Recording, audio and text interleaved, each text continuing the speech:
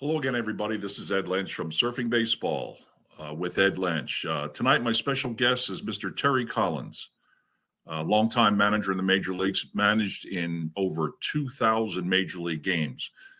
And that's just the United States. He managed for several years with the Houston Astros, the Anaheim Angels, the New York Mets. He managed in Japan. He's managed in Dominican Republic.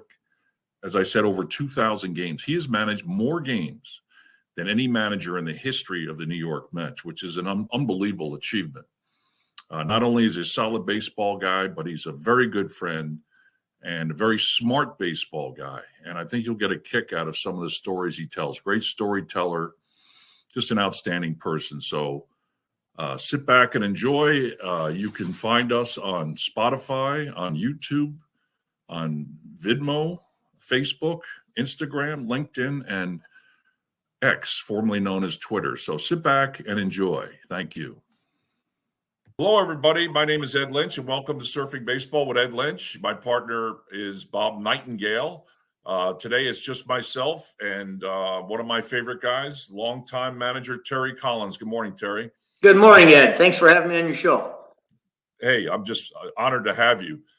I think I won a few bets in New York when I asked people who managed more games for the New York Mets than any other manager, more than Hall of Famer Casey Stengel, more than Hall of Famer Joe Torre, more than Hall of Famer Yogi Berra, more than Bud Harrelson, Davey Johnson, Bobby Valentine, Buck Showalter. And I don't think people in general realize how long not only you manage the Mets, but how long you manage in Major League Baseball. That's a heck of a career. Well, I was lucky, and I got some great breaks and had some great players, and certainly the apex of managing the big leagues was my time in New York. 7 years in New York, and we did some very, very fun things, and certainly it was something I will never forget. And I've become a lifelong Mets fan now. Well, I'm the same way. I played just about 6 years, 7 years in the system. I think 6 in the big leagues, and people, I was a general manager of the Chicago Cubs, but, you're playing, nothing manages your playing days. And from your perspective, nothing matches your time managing in New York. And to manage a New York team in the World Series had to be a heck of an adventure. What memories do you have, and will you bring to the rest of your life about that season and that World Series? Well, Ed, when I've been a baseball fan my whole life, and I've told the story when I was probably, and again, it might be the 5th grade, it might be the 6th grade. I don't really remember when, but back then, all the World Series games were in the afternoon. None of them were at night. So these were in the late 50s and early 60s, and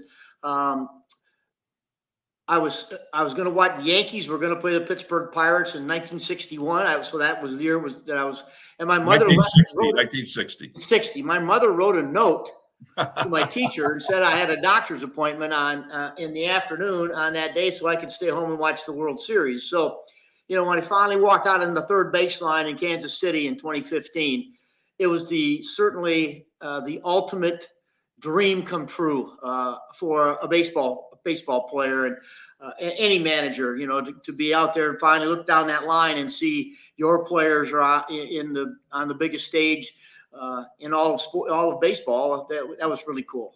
That's amazing. And you're right. I mean, I remember the days in the 60s. I'm a little after you, but starting about 5th or 6th grade, I started paying attention. And I remember how many of us tried to sneak a transistor radio into class with a microphone running up the sleeve of your shirt. It was it's too bad there aren't day games for the World Series, but I understand the difference in the ratings. And we used to bring this up to Bud Selig, the difference in the ratings between a nighttime baseball game and a daytime baseball game, especially during the week, are incredibly different. So I understand why they do it, but we do miss those days.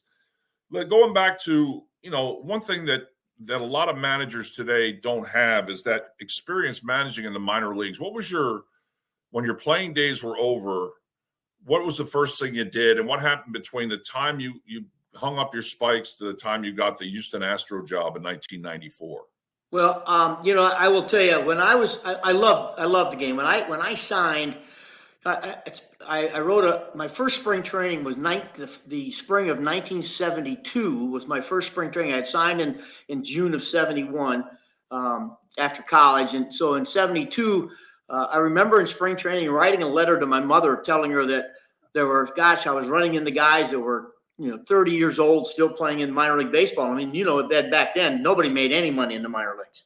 No. And I in the letter I said I'm going to play for 3 years, and if I don't get a chance to get to the big leagues, then I'm going to go back and use my education. I had graduated from Eastern Michigan, and so sure enough, 40 years later, I was still in baseball because I loved it so much. I loved the game, and there was a time when I said I'm going to try to learn all there is about every other position. I was a middle infielder, but and I needed to learn about how to teach catching and how to teach outfield play, and because I wanted to be a coach down the line. And certainly I used that time, and in my time with the Los Angeles Dodgers in the minor leagues, I mean, I got to sit in the back room and talk pitching with Koufax, Drysdale, Johnny Padres. I talked base running with Maury Wills and catching with Del Crandall and Roy Campanella. And I mean, you cannot pay for that education in those sports. And so, I became a minor. I finally got my chance after being a player coach in AAA for about 4 years. I finally got my chance to manage an A-ball. Very fortunately, the minor league director named Bill Schweppe of the Dodgers liked me and gave me chances, and I kind of zipped through the minor leagues. I did 2 years in A-ball, half a year in AA, and went to AAA, where I spent 5.5 years as a AAA manager. So went off to the Pirates. I think in 89, I went to Buffalo, New York. Managed in Buffalo for 3 years before I made it to the big leagues as a coach with Jim Leland in 1992 in Pittsburgh. And then in 94, I got the opportunity to manage the Houston Astros. So, and I look back over all that time and, 7 winter balls and all the instructional leagues and all the bus rides. I don't regret one thing. No, I don't think there's any better training. Obviously, it's funny how the game has evolved. I remember when A.J. Hinch got the manager's job here in Arizona, there was an uproar because he had never managed before. And that wasn't that long ago. And now if you hire someone that has managed, there's an uproar. I mean, it's just incredible. I'll tell you a story real quick. Jim Riggleman and I are very close. And, he managed like you did a long time in the minor leagues. And I remember when I was a minor league director in San Diego, I was here in Phoenix and we were playing the Firebirds, our team, our AAA team at that time with the Padres. Jim was managing. We were in Las Vegas. So I came in here to watch them, and the other manager had screwed up the lineup card. And I noticed it because I did the lineup, and I used to sit and watch the game, and I realized they were hitting out of order. So I went down by the dugout, and Jim looks at me and goes, "I know what you're going to say, so go back and sit down." So I said, "Okay." So I sat down. He knew. He caught it right away. But I didn't know this at this time. You could save that mistake for a time in the game when you needed it. Right. And here, this guy he's winning 3-1. And or losing 3-1. He's got the bases loaded. The guy hitting out of order hits a double, clears the bases. They're over there high-fiving, and here comes Jim. I said, "Oh, man, perfect timing. The guy's out. We win the game." And I was sitting with him after the game, and you could probably add something to this. I said, "Have you ever screwed up a lineup card?" He goes, "You ask anybody that's managed as many hundreds and hundreds of games as most of us have, they're going to have a story about screwing up a lineup card. It happens to all of us." And, I think that's part of the value of managing in the minor leagues. It's better that it happens in Phoenix and AAA in front of 1,200 people rather than in Yankee Stadium in front of 50,000. So, I think it's very important that people manage before they get that big job. Do you agree with that or disagree with that? No, I totally agree with that. Yeah, I totally agree with that. There are so many things that you can learn by managing the minor leagues. And it's not just the coaching side of, back when I managed, we didn't have coaches. It was me. I was by myself. My first year, I was by myself. And then my second year, I finally got a pitching coach and a hitting coach, or a third base coach at the time. But, you had to learn to deal with people, how to coach them, and yet how to, be their dad, be their, in-season father, and listening to all the things that, they go through. These guys have personal lives too that you have to deal with on a daily basis. And certainly when you get to the big leagues, there's so many more distractions that if you haven't dealt with some of these in the minor leagues, I had guys one time, I had a kid that, didn't show up to a game, and he had gotten arrested shoplifting, and you got to go get him out of jail, and so it was just, there's so many things that you can learn and develop from that in the minor in winter ball. And you've been to winter ball, Ed. It's Sure. not about that. Every year I went to winter ball, I took some of my players with me, and it wasn't about developing them as players. It was about teaching them how to win. Because in winter ball, you win or you go home. That's right. It's that simple. So That's right. one of the things I felt that went hand in hand was development and teaching players how to win, letting them know, hey, look, winning's important, and teaching them how to go be successful, because ultimately it's all about the team. No, you're right. And winter ball, you're right. I mean, I've seen highly touted prospects go down to Dominican after being off a month, and everybody up there's throwing 100 miles an hour. They go 1 for 41. Their thumbs are swollen, and then they get fired. They get released, and they're back home. So there's no development down in winter ball, especially in Santo Domingo and that league down there. Where did you manage down there, Terry? Well, my first year in winter ball, I managed in Navajo, Mexico. And I took 5 Dodger players with me. And then my next year I went to Santo Domingo. I managed Licey, and we won the Caribbean Series that year. Wow. And the next year I was going to go back to Santo Domingo when the general manager at the time of the Dodgers, Al Campanis, who was a tremendous guy, a great influence on me, didn't want me to play anybody but Dodger players. And the owner of the team in Santo Domingo said, we're not the Dodgers. So right. you play who you could win with. And so I didn't go back. And yeah, I mean, we're not a Dodger farm club, That's right. So I ended up going to Venezuela after that for a while. I went down and actually coached 1 year for Phil Regan, who was many, many years in Venezuela.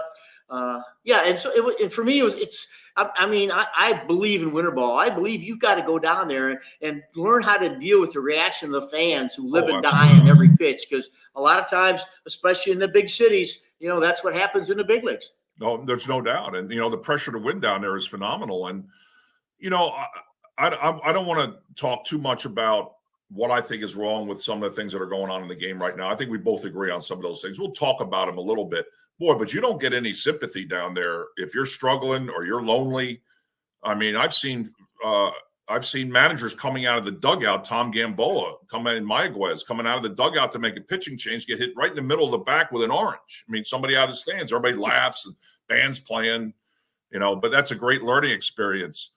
What were the biggest contrasts between managing I know the answer to this, but I want to hear your take on it. Managing in the Los Angeles area with the Angels for 3 years, and you can talk about Houston also, and then managing in New York. What were the biggest contrast between those 3 places?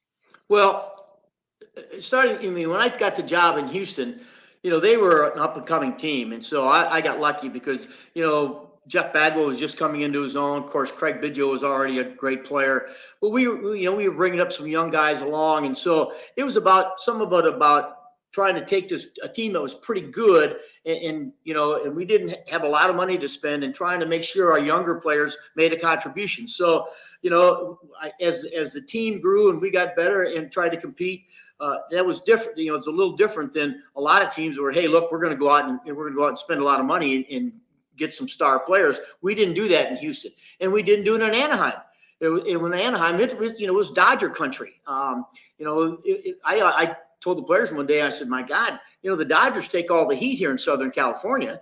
And so, you guys should relax and go play their game right. Because we had some good teams in Anaheim, but the Dodgers basically got all the attention. I had one winter. I gave a speech to the Long Beach State baseball banquet. I gave a talk, and after the banquet, somebody asked me to come and talk to their company, just to give a motivational speech to their company. And I said I would. And I cannot remember, might have been in Oxnard, California, or somewhere. And I went to get some stuff from the Angels to take it, and they said, "Oh no, that's Dodger country. You can't go. It's like you needed a visa to go to go across the county line to go give a speech in Dodger country." But when you walked into New York, those are baseball fans. They know the game. They love the game. They follow the game. They know you. You don't walk down. There was a lot of times in Anaheim I could go out to dinner and nobody knew who I was. I can't go to dinner in New York today without somebody coming by to this day. And I've managed in 7 years. And that's the difference. It is a lifestyle in New York City. Yeah, it really is. And of course, the media presence is a little bit different than Anaheim. When I was I worked for the Padres. It's funny you say that about the Dodgers. I worked for the Padres for 3 years, a minor league director. And San Diego is a tough place because it's an island. You've got the Pacific Ocean to the west, you got the desert to the east, you got Mexico to the south, and you got the 800-pound gorilla to the north, the Los Angeles Dodgers. People don't realize just how they dominate that region and dominate that area. And now, of course, it's gone even further. But talk about the media. I always crack up when I see these NFL coaches. I think they have to meet the media, obviously, after their game on Sunday. Then they have 1 minute session on Wednesday, and then that's back after the game on Sunday. And it cracked me up when I see like Bill Belichick or a guy with a short temper, after the 5th question, that's a stupid question, and storm off. I don't think people understand, as a manager, starting in the first day of spring training and then going into the season, during the regular season, what was your daily routine with the New York Riders, say in a pennant race in 2015? You get to the ballpark what time, and how does it start with the Riders, and how does it end that day after the game? Well, I don't know how all managers do it, Ed. I did it this way. There was some time when you needed private time. You needed to have your own time, whether it be you and the coaching staff or you with some of your players. So I got to the ball for 7:05 game or 7:10 game. I was at the park at 11:30. I wrote the lineup up because I wanted to get it up there because I didn't want any player to get to the ballpark without that lineup being up.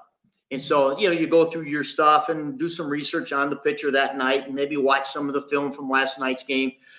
And then at 4:00 in the afternoon, you have to go to a press conference and your pregame press conference. And so sometimes some of the questions that were going to be asked, but it's after the press conference where all of those sports writers, not all of them, but I had 15, 16 of beat writers from all around the New York area, they want 2 more minutes. They want 2 minutes for a topic that they want to talk about privately. They don't want to have everybody else listen to it. That's right. So they won't ask you in the meeting. So you've got to be able to budget that time from the time you walk out of that press conference, because your batting practice is going to start in 4:30, 4:45. And so now your attention has to get to the players. But that 45 or 30 minutes between when the press conference is over and you're on the field with your team, you've got that time's for media. And that did not go on in the other towns. I mean, when I was in Houston, we had 1 newspaper. That's right. 1 beat writer. Maybe you'd have the other team's beat writer come in to talk to you. Then I went to Anaheim and we had, the LA Times, the Orange County paper, and maybe a couple papers from outside of the Los Angeles area that came in. So I had 3 or 4 beat writers. I walked in my first press conference in New York and there were 22 sports writers there, and 15 TV cameras. That's right. So I remember playing the Yankees one time in New York in the inner city or the Subway Series, and I saw more TV cameras at that game than I did at the World Series. So, I mean, it's a whole different game. And anytime that some of the guys that got the Mets job later, one of the things I told them is that, hey, look, you've got to learn how to budget your time, because part of your job is managing the media in New York City. You have to be able to manage that media, and you have to give those guys their 2 minutes. And so if you don't have time, they have the pen. And that's so right. They dictate how you're looked at. Yeah. Yeah. The old saying is you can't fight City Hall. You can't fight the pen. If you get in a battle with them, you're going to lose. If you yell at them, there's an audience of 1 listening to you yell at them, and then they fire back, and there's 2 million people watching that fire back, so you're never going to win that battle. I remember in San Diego, we had 1 or 2 writers, and then I go into New York, and it was just incredible. Like you said, we had 11 beat writers, and that was 94.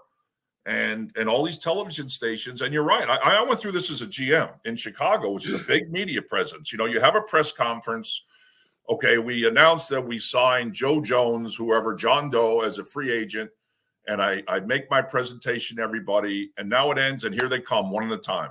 They want their 2 minutes. They want it's Friday night in January. It's my daughter's birthday, whatever. I want to get out of there. But you got to have the patience, and you got to have the consistency to give everybody the same thing. You can't, you like one guy and you give him more than the other guy you don't like. And boy, you talk about a shitstorm starting. It's a very difficult thing.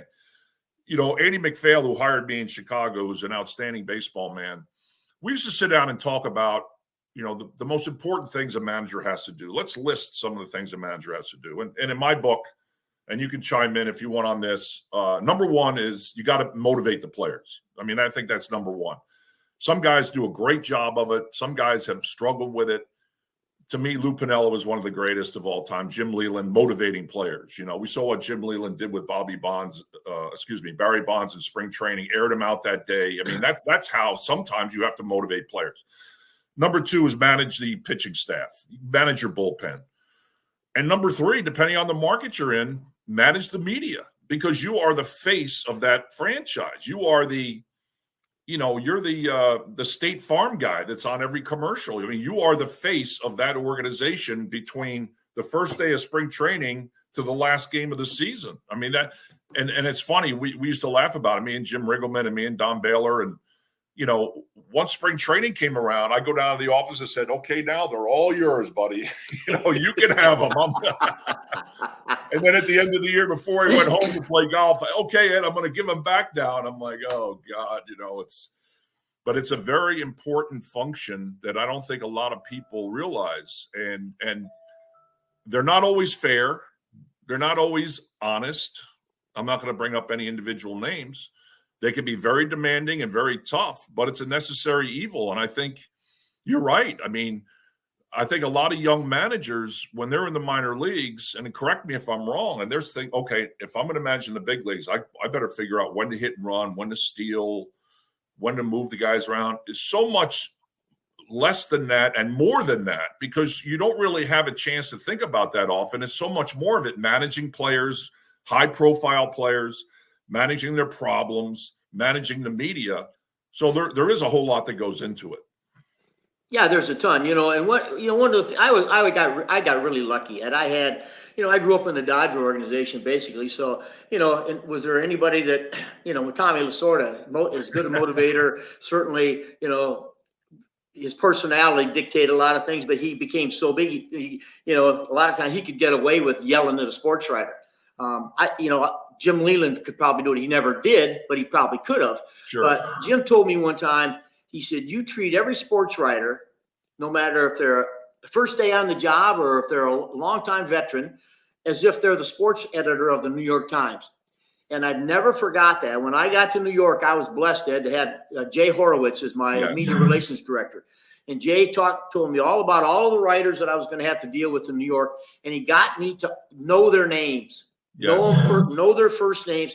And so when I was in a press conference and they asked a question, I could use their name and say, you know what, Bill, Bob, Jim, Mike, whatever, that's a good question. Or, that's a tough question. Because now their name's attached to that question. And if it's not a good question, it's out there that they're the ones who ask it. And it changed my relationship with them and made it a lot easier with the fact that I knew these guys a little personally.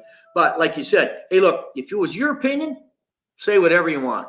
If you told a lie, that's when I had to deal with it. Yes. That's when you got, and I didn't do it in front of everybody else. I just did it off to the side, one-on-one, and and let them know that that was not true, and you can't write stuff like that because you have no proof that exists or whatever the event was at the time. And it helped me in New York. It helped me with the media immensely. Absolutely. Knowing their name, having respect for what they do.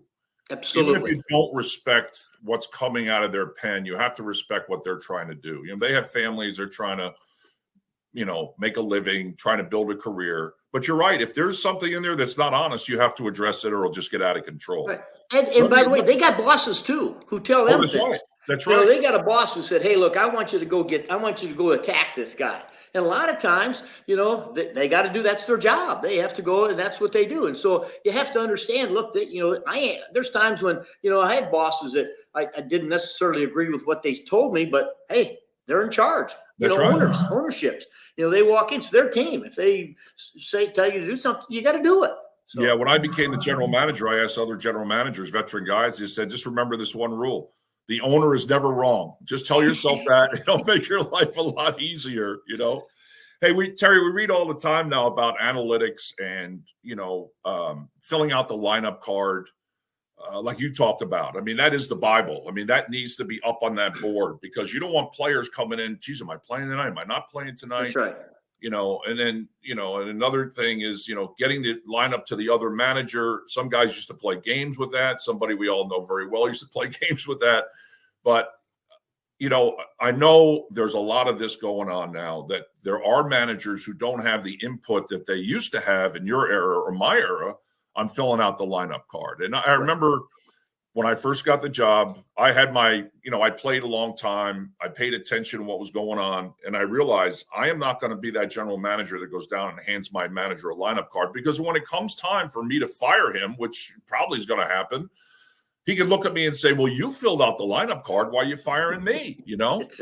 And there is a lot of that going on. And I just wonder what the impact would be if I was a player, if I'm a shortstop or a right fielder, position player playing every day, and I know that manager is not filling out that lineup card. That has to affect my relationship with that manager.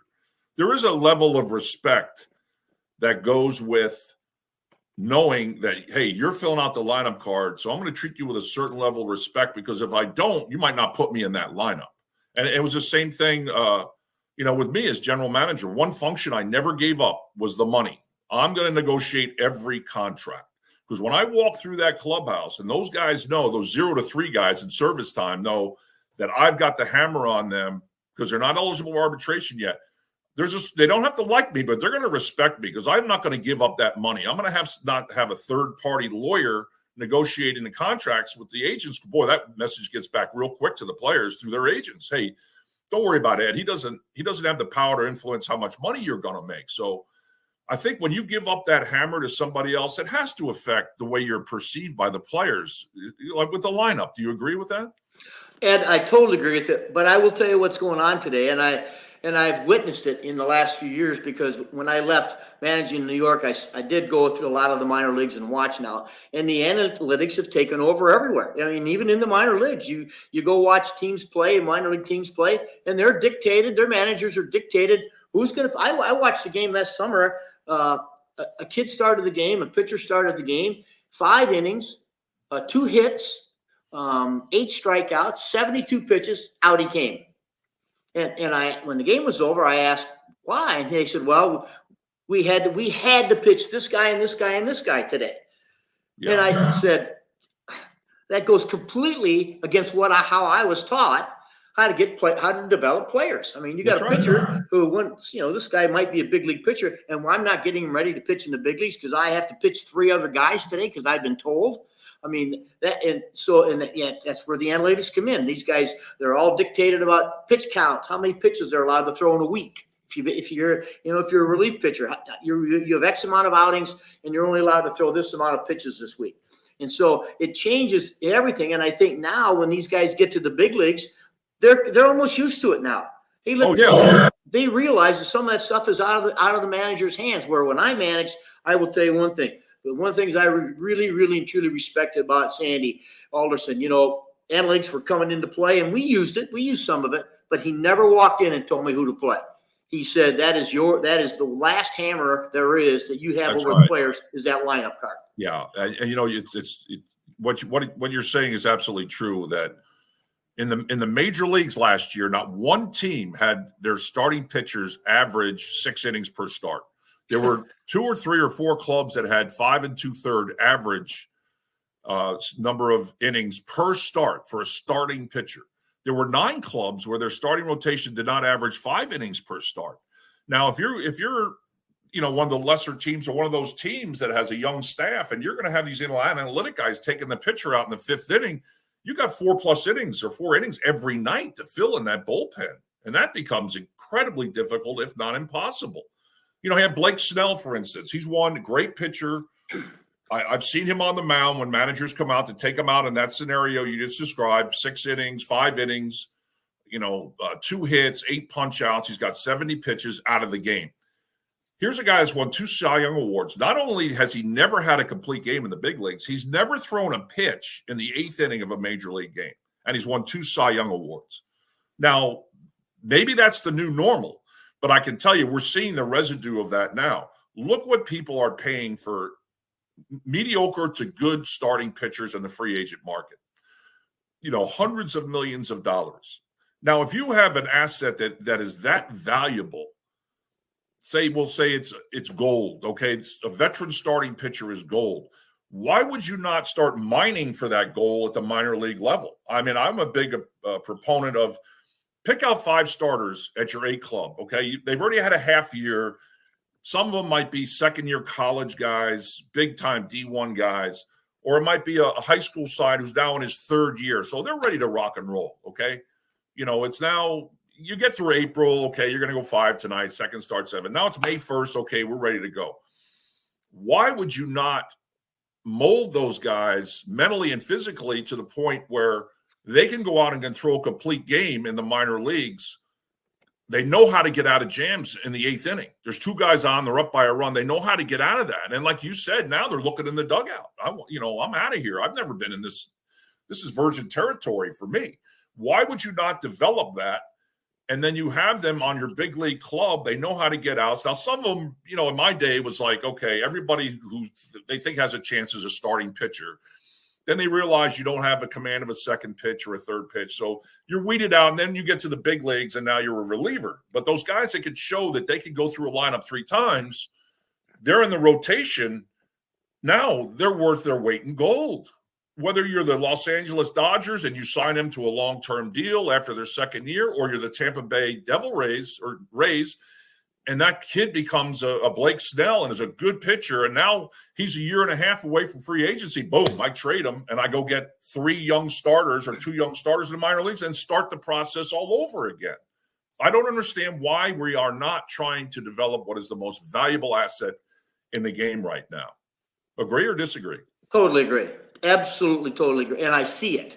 And because I go to minor league games and I see it, and and I talk to pitching guys about it, and when you talk to any veteran pitcher today about how he got to the big leagues, that's all that they talk about is, hey, look, it's sometime in their minor league career, the manager, you're on the mound in the 6th inning and you got 2 guys on, and that manager said he has to learn how to get out of this. Exactly. To be a successful big league pitcher, he's got to learn to get out of this jam, because in the biggest, it might be the 5th inning that it happens. That's and, right. I had when I was in Anaheim, I had a great pitcher named Chuck Finley, who was one of the best pitchers in baseball. Absolutely. And pitch counts all of a sudden started to have rear their ugly heads. And so I had a talk with my pitching staff, and Chuck was on the staff in Anaheim. And when I was done, he said, Terry, you're the manager. You do what you got to do. I'm just going to tell you this. There's nights where it's easy.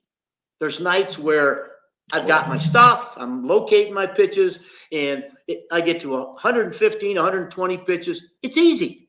I've struck out a bunch of guys, my stuff. And there's other nights where I get out of the jam in the 1st inning, I get out of a jam in the 2nd inning. I look up in the 4th inning, I got 65 pitches, and I'm out of gas. Yeah, exactly. He said, so you can say what you want about pitch counts, but there's nights where, hey, look, this is ride me. This is, I'm going to drive the bus tonight.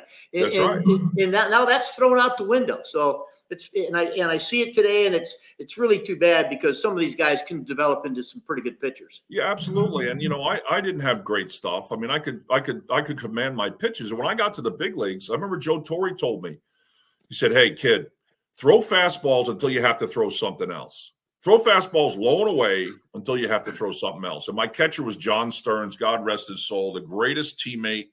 What a character. Say what you want about him, but he was a great teammate in the heat of the battle. He would set up that target out there, and I just go bang, bang, bang. Guys might be hitting rockets right at somebody. I don't care. Used to crack me up when a guy would hit a rocket right at the center fielder. He's out there kicking the mound. Hey, he just had his one at bat where he hit a ball hard. He's done. It's an out. That's a positive thing. So you go through the lineup as long as you can. And Tom Seaver told me this, like you said. Tom Seaver, when I played with him, he said, "Ed, there might be 4 outs you got to get in the game. It might be in the top of the 1st inning, bases loaded, 2 outs. It might be in the bottom of the 8th inning, bases loaded, 2 outs. But there are 4 outs that you got to get in the game." Now, that's Tom Seaver. I probably went through 12 outs I had to get before.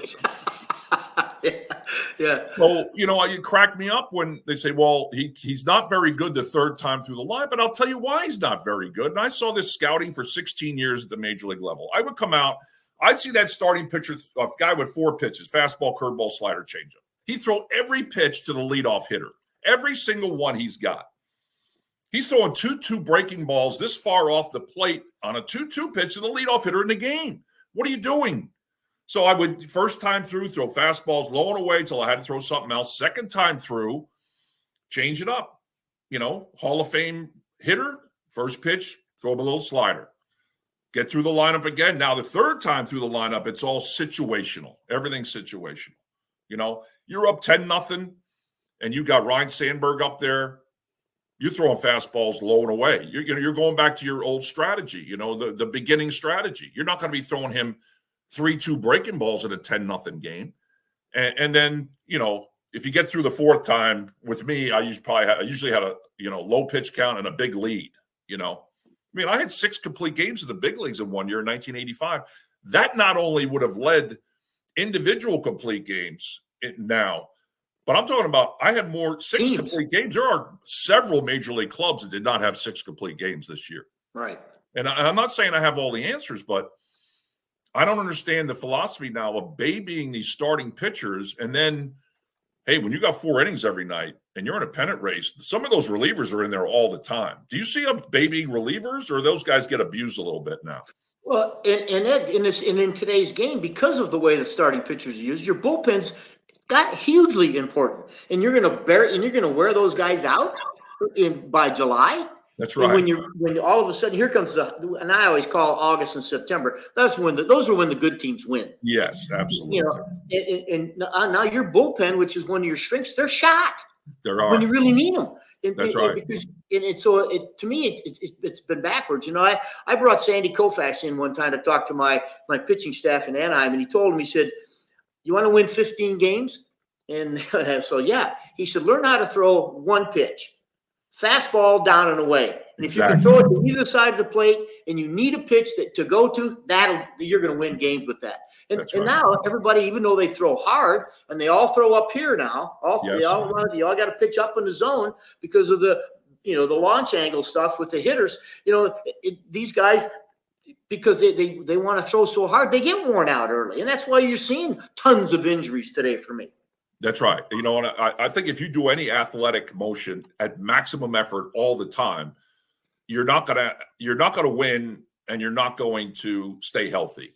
And I used to use this analogy. I said, when these pitchers are out there just grunting, throwing as hard as they can in the first inning, I said, let me ask you a question. You're a golfer, yeah.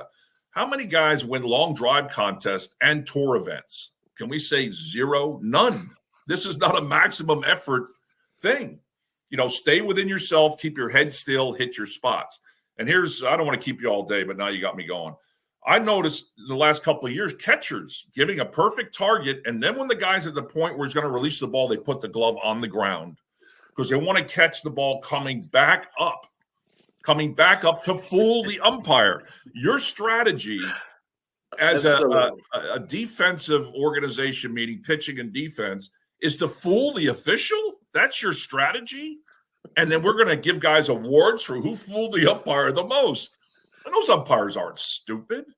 Try hitting a moving target. They're down on one knee. They got the glove moving. Their body's moving. I would have a difficult time with that. Agree? Absolutely. There was a time during a game in New York where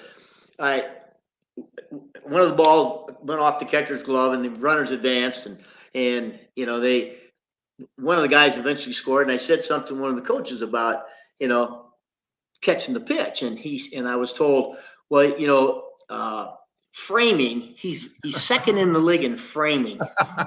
I said, that's really great. Catch the ball. Catch the ball. Yeah, that guy's out there working his butt off, and he makes a pitch, and because you're worried about trying to get a strike. And again, this guy behind you, and especially, can you imagine if it's, you're going to try to fool Joe West or Bruce Fleming? Come on, you kidding me? They'll take that as an insult. You won't get anything. Doubt. Oh, you're coming out there. You're leading the league in framing, and I know those umpires. You get in front of them, they crouch down. Oh, so you're the guy that's leading the league in framing. Yeah, they squeeze the shit out of them all night long. That's exactly right. You're not going to fool me, pal. That's exactly right. And and they take offense to that stuff. Oh, absolutely. Just catch it. Absolutely. Hey, before we go, and I didn't mean to keep you this long, analytics with shifts and all that stuff, and shifts are affected. You got to tell the story about when you were managing and Joe Maddon was your coach, and he comes to you before the game about about Ken Griffey Jr., and I'll let you take it over from there. Yeah, well, I had gotten a job in Anaheim, and Joe was my bench coach, and computers were just starting to come into the play in baseball.